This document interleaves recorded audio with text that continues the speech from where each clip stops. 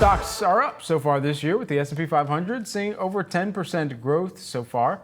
But some investors feel uncertain about the future and therefore are now looking to some alternative investments. And our next guest has some key insights into the world of alternative investments and is here with some tips for us. Joining me now, we've got Roosevelt Bowman, who is the Bernstein Private Wealth Management Senior Investment Strategist. Great to see you. Thanks for hopping on with us.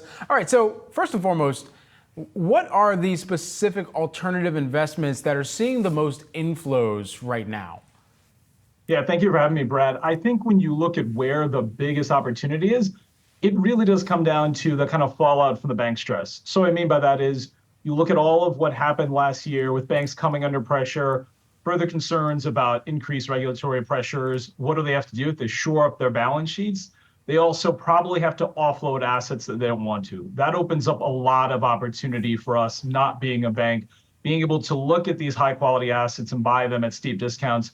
It's really a matter of understanding the dislocation that was created by the sharp rise in interest rates in 2022 and kind of finding value in that volatility. And the result is that, again, we're able to get these high quality assets at really attractive prices going forward. And I would say mainly we're focused in the credit space, but there's certainly great opportunity in real estate equity and debt as well. And so what type of liquidity are you seeing in those assets, in some of the alternative investments that you're looking across? It's certainly lower liquidity, to your point. I think that's where that opportunity and the advantage in terms of the returns that are better than kind of liquid assets, stocks and bonds going forward. That's the payoff for accepting that lower level of liquidity. You know, you think about real estate, it's a longer time frame, 6 to 8 years. Private equity can be even longer.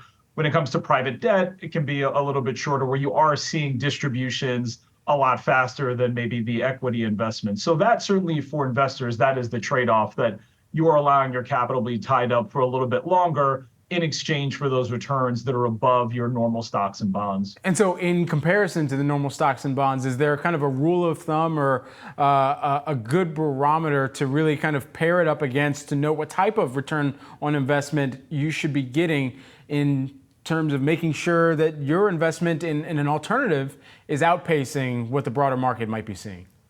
Absolutely. It's a fantastic question. And I think there's two ways of thinking about it. It's both the level of risk that you're accepting in the liquid investment, but also return, right? So if you think about an equity investment, private equity, it's a similar profile in terms of what you're looking at. You're thinking about and moving into an equity investment where you're looking for long-term growth.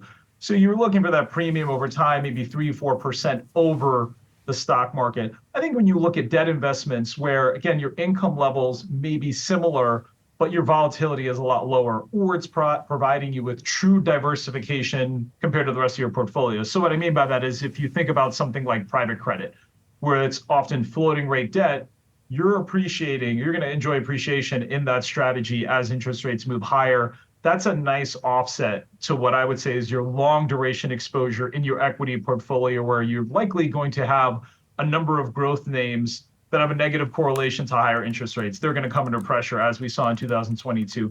Private credit having that positive correlation to higher interest rates is a nice true offset, provides real diversification in the portfolio. So I think it's both a matter of getting returns that are above kind of stocks and bonds, but also lowering the volatility in your portfolio, creating greater efficiency for your overall asset allocation. As you were mentioning REITs earlier, of course, I mean, the first two words that are that make up that acronym are really real estate. And real estate comes back to location, location, location as well. Are there hot markets right now that you're seeing REITs really pile into? No, I don't think for the most part. I would say the cold market, certainly without a doubt, is understanding real estate and office space continue to come under considerable pressure. From our view, that continues. But there are really good opportunities when you think about, from a residential standpoint, multifamily homes in areas where population growth is moving above the national average, where per capita income growth is quite strong, and it's near other areas where you're seeing good migration. Again, I think work from home has made certain cities really attractive where they weren't before.